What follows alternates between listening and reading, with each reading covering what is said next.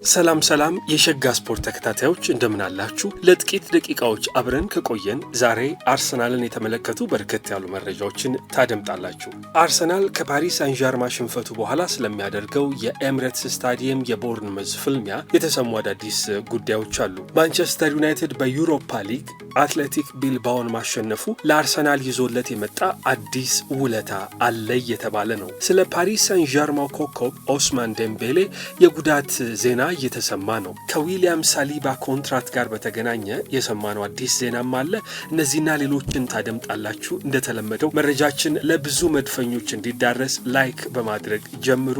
ሀሳባችሁን ደግሞ ኮሜንት ላይ አድርሱኝ። አርሰናል ነገ ከግማሽ ፍጻሜ የፓሪስ ሳን ዠርማ ሽንፈቱ በኋላ የመጀመሪያ ጨዋታውን ያደርጋል።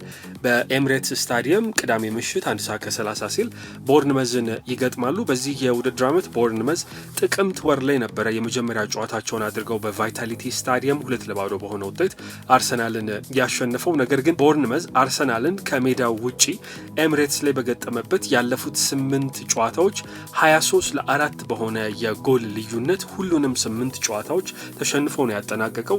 በነገው ጨዋታ ሊያንድሮ ትሮሳርድ የተለመደ የ9 ቁጥር ቦታ ላይ ሊሰለፍ ይችላል ተብሏል። ይሄ ቤልጂማዊ ባለፈው 4 የፕሪሚየር ሊግ ጨዋታዎች 4 ጎሎችን ተመሳሳይ ቦታ ላይ ተሰልፎ ተጫውቶ አስቆጥሯል። ቦርንመዝ ሁለት አስፈሪ ተጫዋቾቹን ይዞ ይመጣል። አንቷን ሴሜኒዮ እና ጀስቲን ክላይቨርት ናቸው። ሴሜኒዮ ከመሐመድ ሳላህ የ120 የፕሪሚየር ሊግ ጎል ሙከራዎች በኋላ ሁለተኛው ከፍተኛ ሙከራ የእርሱ ነው። 118 የጎል ሙከራዎች አሉት። ጀስቲን ክላይቨርት ደግሞ ባለፉት 10 የሊግ የሜዳ ውጪ ጨዋታዎች 10 ጎል እና 3 አሲስት በማድረግ በ13 ጎሎች ላይ ተሳትፏል። አርሰናል በዚህ ጨዋታ ማሸነፍ ከቻለ በፕሪሚየር ሊጉ ከአንደኛ እስከ 5ኛ ያለውን ቦታ ይዞ ለማረጋገጥ ትልቅ በርን ይከፍትለታል። ከጉዳት ጋር በተገናኘ ጆርጂኒዮ አሁንም ለዚህ ጨዋታ ይደርሳል ተብሎ አይታሰብም።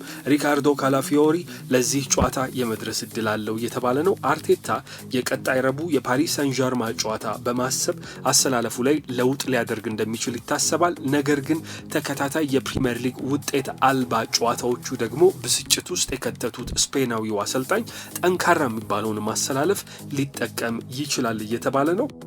ይህ ሸጋ ስፖርት 2 የተባለው ቻናላችን የመጀመሪያው ቻናላችን በዩቲዩብ ስትራይክ ስለተደረገብን የከፈትነው እንደሆነ አድማጮቻችን እንድትረዱ እንወዳለን። የመጀመሪያው ቻናል በአጭር ጊዜ ውስጥ ከ10,000 በላይ ሰብስክራይበሮችን ማፍራት ችሎ ነበረ። በ2 ወር ጊዜ ውስጥ እጅግ ተወዳጅነትን ያተረፈው ሸጋ ስፖርት በዩቲዩብ ስትራይክ ቢጣልበትም እኛ ግን ለማስከፈት የተቻለንን ሁሉ ጥረት እያደረግን ነው። እናንተ ወዳጆቻችን ደግሞ ይህንን ሁለተኛውን ቻናል ሰብስክራይብ በማድረግ ሌሎች ደግሞ በፍጥነት ጉዳዮቻችን እንዲዳረሱ ላይክ፣ ሼር እና ኮሜንት እያደረጋችሁ ተሳትፏችሁን እንድታሳዩን ስንል በአክብሮት እንጠይቃችኋለን።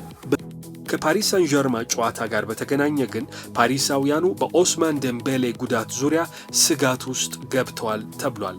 በመጀመሪያ ዙር ጨዋታ ብቸኛ የማሸነፊያውን ጎል ያስቆጠረው ፈረንሳዊው አጥቂ ኤምሬትስ ስታዲየም ላይ ጨዋታውን መጨረስ ተስኖት ተቀይሮ ነበረ የወጣው። ዴምቤሌ ከኤምሬትስ ጨዋታ በኋላ በነበሩ የክለቡ የልምምድ መርሃ ግብሮች ላይ መሳተፍ ሳይችል ቀርቷል። ፓሪስ ሳን ዠርማ ነገ ከሜዳ ውጪ ከስትራስቡርግ ጋር ጨዋታውን ያደርጋል። ዴምቤሌ ይሰለፋል ተብሎ አይጠበቅም። ፓሪስ ሳን ዠርማ በሊግ ያለ ሽንፈት ዋንጫ ለማንሳት የነበራቸው ህልም ተጨናግፎባቸዋል። ባለፈው ሳምንት በኒስ ተሸንፈዋል። ሉዊስ ኤንሪኬ አስቀድሞ ዋንጫቸውን እንዳረጋገጡ ያውቁታል። ስለዚህ ደግሞ ከስትራስቡርግ ጋር በሚኖረው ጨዋታ የተለየ ሪስክ ይወስዳል ተብሎ አይታሰብም። ምክንያቱም ሊጉም አልቆለታል። ከዚያ ባለፈ ደግሞ ያሰቡት ያለመሸነፍ ሪከርድም ተጨናግፎባቸዋል።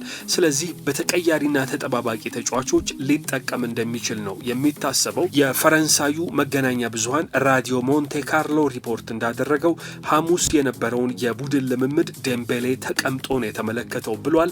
ሌላኛው የፈረንሳዩ ጋዜጣ ለኪፕ ደግሞ የዴምቤሌ በቀጣይ የረቡዕ ጨዋታ መሰለፍ አለመሰለፍን ለማረጋገጥ ምርመራ ይደረግለታል እያለ ነው የሚገኘው። ባለፈው ማክሰኞ ትንሽ ነገር ነው የገጠመኝ በማለት ከጨዋታው መጠናቀቅ በኋላ ራሱ ዴምቤሌ ገልጾ ነበር።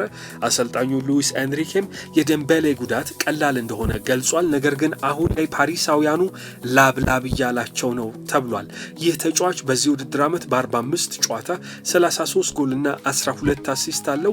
በቻምፒየንስ ሊጉ ደግሞ 8 ጎልና 3 አሲስት ላይ ደርሷል። ደምቤሌ በቀጣይ ረቡዕ የማይሰለፍ ከሆነ ለአርሰናል እጅግ ግሩም የሚባል ዜና ይሆንላቸዋል። አርሰናል የአስቶን ቪላውን አጥቂ ኦሊ ዋትኪንስን ለማዘዋወር አሁን ስራቸውን ዳግም ሊጀምሩ ይችላሉ ሲል ዘ ፉትቦል ኢንሳይደር አስነብቧል።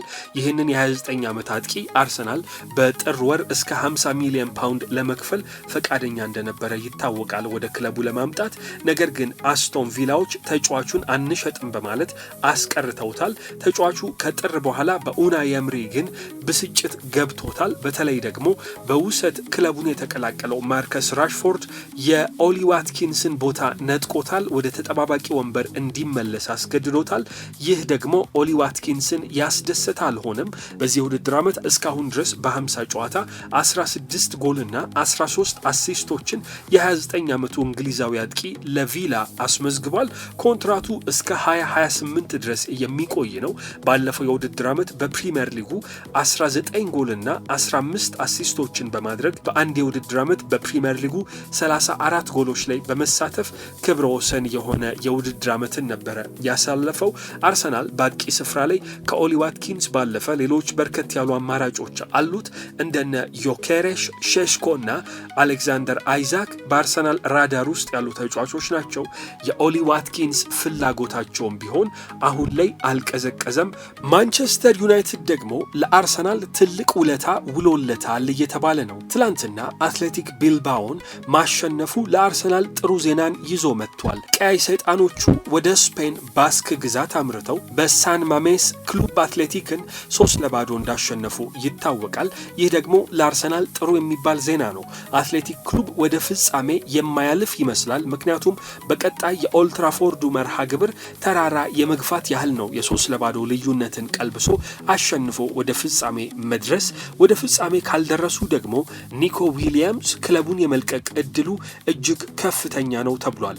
ባለፈው ክረምት ላይ ኒኮ ዊሊያምስን አርሰናልና ባርሰሎናዎች ፈልገውት ጥያቄ ቢያቀርቡም ነገር ግን ተጫዋቹ በባስኩ ክለብ ዋንጫ ለማሳካት 10 ቁጥር ማሊያን ለመልበስና በቻምፒየንስ ሊግ ውድድሮች ለመካፈል ፍላጎትና ህልም ስላለው እነዚህን ጥያቄዎች ውድቅ አድርጎ ነበረ። የዩሮፓ ሊግ ዋንጫን ማሸነፍ የማይችሉ ከሆነ የቻምፒየንስ ሊግ ተሳትፎን ማግኘት አይችሉም ሲል ዘ ታይምስ አስነብቧል።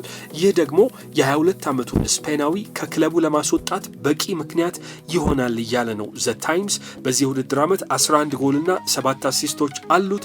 የ3-0 ውጤቱ የማይቀለበስ ከሆነና በዩሮፓ ሊግ ፍጻሜ ካልተካፈሉ ምናልባት በክረምቱ ኒኮ ዊሊያምስ ክለቡን ለቆ ወደ አርሰናል ለመምጣት ትልቅ እድልን ይዞ መጥቷል ሲል አስነብቦናል። በመጨረሻም ሪያል ማድሪድ ከአርሰናል ዊሊያም ሳሊባን ለማምጣት የረዥም ጊዜ ፍላጎት እንዳለው ይታወቃል። ተጫዋቹን ለማዛወር የማይፈነቅሉት ድንጋይ የለም እየተባለ ነው። አሁን ደግሞ አዲስ አይነት አማራጭን ይዘው መጥተዋል ተብሏል። የ24 ዓመቱን ፈረንሳዊ ከአርሰናል ቤት ለማምጣት እነርሱ ቤት ያለውን ፈረንሳዊ በልዋጭ ሊሰጡት አስቧል ነው የተባለው። ይህ በልዋጭ ወደ አርሰናል እንዲሄድ የታሰበው ተጫዋች ኦሬሊዮን ቹዋሜኒ ነው። አርሰናል ደግሞ ይህንን ተጫዋች አይፈልገውም። ምክንያቱም እርሱ በሚጫወትበት ቦታ ከ100 ሚሊዮን ፓውንድ በላይ ገንዘብን ከፍለው ዴክላን ራይስን አዘዋውረው እየተጠቀሙት ይገኛል። ራይስ ቦታውን ይዞታል። ስለዚህ ቹዋሜኒ ለአርሰናል አያስፈልግም። ሪያል ማድሪዶች ዊሊያም ሳሊባን ከአርሰናል ለማዘዋወር ጥያቄያቸውን በይፋ እስካሁን አላቀረበውም። ሳሊባ እስከ 2027 ድረስ የሚያቆይ ኮንትራት አለው። አርሰናል ይህንን ኮንትራት ለማራዘም እየሰራ ይገኛል። ሪያል ማድሪድም ደግሞ የመሃል ተከላካይ ይፈልጋሉና ሳሊባን ለማምጣት አማራጮቻቸውን እያሰሱ ነው። አሁን ደግሞ በልዋጭ ቹዋሜኒን ወደ አርሰናል መስጠት አማራጭ ሆኖ መጥቶላቸዋል ነው የተባለው። የተወደዳችሁ የሸጋ ስፖርት ተከታታዮች አብራችሁን ስለቆያችሁ እናመሰግናለን። ይህንን ገጻችንን ሰብስክራይብ በማድረግ ላይክ እና ሼር በማድረግ ቤተሰብ ሁኑ። ሰላም። ይህ ሸጋ ስፖርት 2 የተባለው ቻናላችን የመጀመሪያው ቻናላችን በዩቲዩብ ስትራይክ ስለተደረገብን የከፈትነው እንደሆነ አድማጮቻችን እንድትረዱ እንወዳለን። የመጀመሪያው ቻናል በአጭር ጊዜ ውስጥ ከ10,000 በላይ ሰብስክራይበሮችን ማፍራት ችሎ ነበር። በ2 ወር ጊዜ ውስጥ እጅግ ተወዳጅነትን ያተረፈው ሸጋ ስፖርት በዩቲዩብ ስትራይክ ቢጣልበትም እኛ ግን ለማስከፈት የተቻለንን ሁሉ ጥረት እያደረግን ነው። እናንተ ወዳጆቻችን ደግሞ ይህንን ሁለተኛውን ቻናል ሰብስክራይብ በማድረግ ለሌሎች ደግሞ በፍጥነት ጉዳዮቻችን እንዲዳረሱ ላይክ፣ ሼር እና ኮሜንት እያደረጋችሁ ተሳትፏችሁን እንድታሳዩን ስንል በአክብሮት እንጠይቃችኋለን።